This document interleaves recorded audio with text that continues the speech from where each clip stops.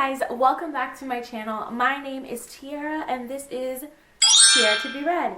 And today we are going to be doing a Tiara Talks Books video, which is basically where I give a book review. But today is going to be a little bit different because I will be reviewing Midnight Sun by Stephanie Meyer, which is the retelling of the first Twilight book from Edward's perspective.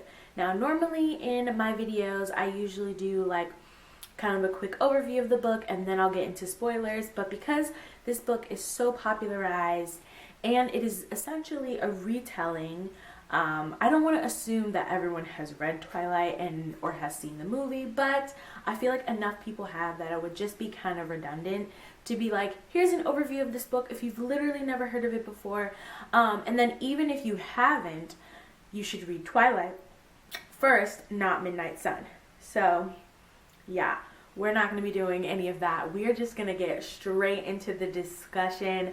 I have so many thoughts and yeah, I'm so excited. So let's get started. Okay, y'all. So for this book, I had so many different thought processes going in my mind. Like, I hate it and I love it. And so like, just my overall review, I ended up giving it 3 stars. I would have given it 2 stars if I didn't feel like so much like childhood nostalgia. Like, I know right now people are talking about how they were like Twilight stans, but I was a Twilight stan, okay? A true Twilight stan. My parents growing up did not let me read Harry Potter because they didn't want me to read books about magic and witchcraft.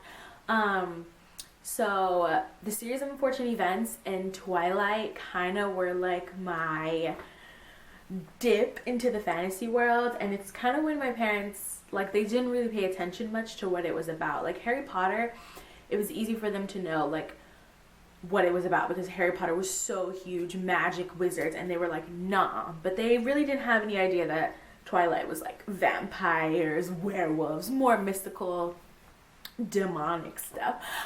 So yeah, I was a hardcore Twilight girl. Me and my cousin, we had all the books. We wrote fanfic before I knew what fanfic was. Like, we would literally be in church with a notebook where we're supposed to be like following in church, but no, we were writing fanfic, and like every Sunday or like Bible study we'd like read the new chapter and pass it down the aisle to all our friends. Like, yeah, we would like type up fanfic, we would just read at night. We had all the merch. She was Team Jacob, I was always Team Edward, like, and I still am even after this book. But like, obviously, yeah, Taylor Lautner had a certain je ne sais quoi, you know, but like, I was always Team Edward, and she had a little bit of Team Edward too because we liked Robert Pattinson and we saw him in a bunch of different movies. But anyway, that is just all into my Twilight background. Like, I was just a Twilight girl, okay? And I went through a whole phase of like vampires and werewolves. And unfortunately, when the love for Twilight turned into the hate for Twilight, that usually happens when something is like super, super popular. Like, you can see it in Justin Bieber, like anything that gets like super popular where it's like a bunch of teen girls, everyone starts to hate it, which is problematic and a discussion for another day, and it has to do with like misogyny and stuff. Like, anytime teen girls are super excited about everything, then suddenly everyone hates it and it's like not cool and it's weird and all this stuff. But whatever, we're talking about Midnight Sun today. And yeah, I'm so excited to be talking about this. Let me stop talking about my background with Twilight, but just know that part of me is biased. But since then, I have grown up, I am an adult, I am not in middle and high school anymore, and I have read so many novels since then, and my taste has definitely changed. So I will get into the things that I liked about this book. It definitely, obviously, the appeal of this book and the greatest thing was getting to hear Edward's thoughts and getting to have like a complete picture of Edward, but that was a double-edged sword because I was always Team Edward. I thought he was so great, and then getting to see the other side of him, I'm like, he's kind of boring and cliche. Like, I can't even like talk about the things I love without talking about the things that I hate. So like, let's just forget it. Let's just get into it. So the things I hate about Edward, he is so cliche. He is so boring. Like, oh my god, so boring. Like, hearing his thoughts, like, I was so excited to see what he was talking about, what he was thinking. especially because he could read minds. I wanted to know more about the power of reading minds and all this stuff, and he was just the dullest. And I also, okay, Stephanie Meyer, I really resent the thoughts that he had and like why he fell in love with Bella. Like, I am so sick of novels, especially, and I think it's because authors are readers, and as readers we've always like grown up feeling like this anomaly because like we were nerds and we love to read books. And I feel like the same thing happens in like the anime and gaming community. Like, we think we're so unique and so different, and so that makes us special and not like other girls. And you know what, like, everyone's worried about not being like other girls, but you know what, I would love to be like other girls. Girls are fucking awesome. Like, I am so sick of the narrative she was special because, and then it's not even like unique, like, oh, Bella was different because she was kind and she read Jane Austen and she liked Pride and Prejudice. Newsflash, we all like Pride and Prejudice. Everybody's out here looking for their Mr. Darcy. Like, that don't make you special. Bella is not different. She's like, I'm just so tired of the narrative of just like the sweet, docile girl who was so nice, and she was just not like other girls. So he like, of course he would fall in love with her. I do think it's funny that Bella is like this clumsy, you know, dork or whatever, but like, it's just so tired of like the super hot, beautiful girl that everyone's in love with, but she doesn't realize she's beautiful, and she's just quiet and clumsy and quirky and cute, and she reads, and she likes Victorian London, and she wants, like, boring, which makes Edward boring. And it's like, I get it, he's like from an older era, so it's nice to find a girl who like likes the things that she likes, but it's just tired and annoying. And yeah, like, honestly, similar to kind of how the first Twilight, I feel like the side characters were definitely more interesting than the main characters, and I feel so unsatisfied at the end of this book because I was hoping that through Edward I'd get more insight into the other people. Like Alice remains impeccable, the greatest girl to ever live. I love her, and I just want to know more about Alice and everything about her. And I just hate that her story is just reduced to like, she just woke up and she didn't know who she was, but she had these visions, and so she just went to look out for her family. Like, what was that journey like, looking out for her family? Like, and also I do appreciate though that like after, you know, Bella gets kidnapped by I forget that vampire who wanted to kill her or whatever, and then Edward watches the tape that he made of him attempting to kill Bella, and when he talks about Alice, that was really interesting. And I liked getting just a tiny insight that, oh, like, she was imprisoned because they thought she was a witch, which makes Alice all the more powerful. Like, Alice, why are you perfection? I love her so much. Let's see, what has changed since reading the original Twilight series? I'm still team president, like the creator of Team We Hate Rosalie.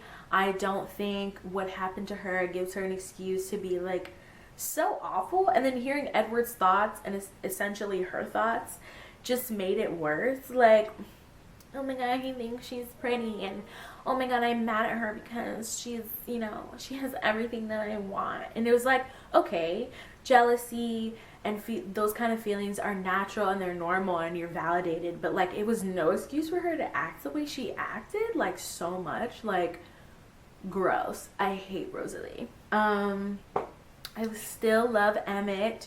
I still think Jasper is like just as boring as Edward, like just a cardboard box, you know what I mean? Let's see. I loved getting more insight into Esme and what kind of person she was, and that was really nice. Like, honestly, like, Edward was like the least interesting part of the story. It was getting to understand more of the side characters and the vampires from his perspective, especially because he could read their minds, so you got an insight of their most intimate thoughts. That was the most interesting thing. Like, Edward was incredibly dull. He's a stalker. I thought it was weird how much he was in her room, like creeping on her. But then like part of me from my childhood, when I found that out, it was like almost like giddy, like, oh my god, this is so funny, like, you know what I mean? Because I don't know. And I found myself laughing so much in the novel because I just think back to when I first read the book and I'm like, oh my god, like, is this what was happening? And I just couldn't help but just like giggle and cackle. Like, it was like being in on a secret, but it's not a secret, you know what I mean? Let's see, what else? Love Carlisle. I just hated all the like internal monologues, and I know they were important, but it was just like all this history and what happened, and like and just the incredibly excruciating detail. And okay, I have to say the worst part of this novel is when they're in Arizona and they're racing to get to Bella because Bella lied to them and goes to the ballet studio to meet the vampire who wants to kill her, whose name I literally can't remember. It was like Victoria Laurent, and then what was his name? James. And she goes, and James is gonna kill her because she thinks James has his mom, whatever, and they're like racing in the car. And just that horrific internalized pages and pages of detail where literally it's like, this is Edward reading a scenario that he's watching in Alice's mind from a future vision that she's having. And it was just like, I skimmed, I was just like, oh my god, who cares? Like, we saw at 5, like, like to describe it, she's just like, and in 5 feet we're going to be 2 inches from a red vehicle, and the vehicle is only going to be able to go up to 160 miles an hour, which will give us 2 seconds to get to the interstate, and then we'll take the 3rd exit, and we'll have to move really fast so we can avoid a car that's flipping over, and a cop will be waiting in the awning. And you're just like, Stephanie, please, like, do you hate us? Like, what? So finally, I want to read you guys this. My friend, she wrote a review. Her name is Sana, and I will link the full review in the bio below so you guys can read it. And she's just so funny. Like, we were kind of reading it at the same time and like talking about it, and it was just so funny. But while I pull it up, I'll talk about some info that I found out. I guess Stephanie Meyer has 2 more books that she's coming out. Maybe from Edward's view. It wasn't really like given in detail. I kind of just read the headline, so it might have been, but apparently she has 2 more books in the works, you know, because of the success of Midnight Sun, which it's interesting because I am interested but also not. It's really just the nostalgia part of me that is like, okay, what else? And mostly I'm interested in hearing Edward's point of view for New Moon, because that is the book where we're missing him the most. Like, we don't know where he is. He leaves Bella, and then you remember those pages in the books where it's literally just like August, September, October, November, and it's just literally blank pages, which was like, I feel like when I read that as a kid, I was like, huh? Like, it was so like innovative when that happened. So I'm interested to see like what was happening there. And then when Bella like goes to the Volturi, like, I want to know what was going through Edward's head during that and everything. So I'd be interested in that. I don't think I would be really interested in hearing his point of view from anything else. I will say I was disappointed because I wanted to get a little bit more insight to like the werewolves and what was going on with Jacob, but I guess Jacob and Edward didn't really have a lot of interactions in that first book, so it would be really interesting to see their interactions when Jacob, you know, finally like hits a certain age and when he turned into a werewolf or whatever.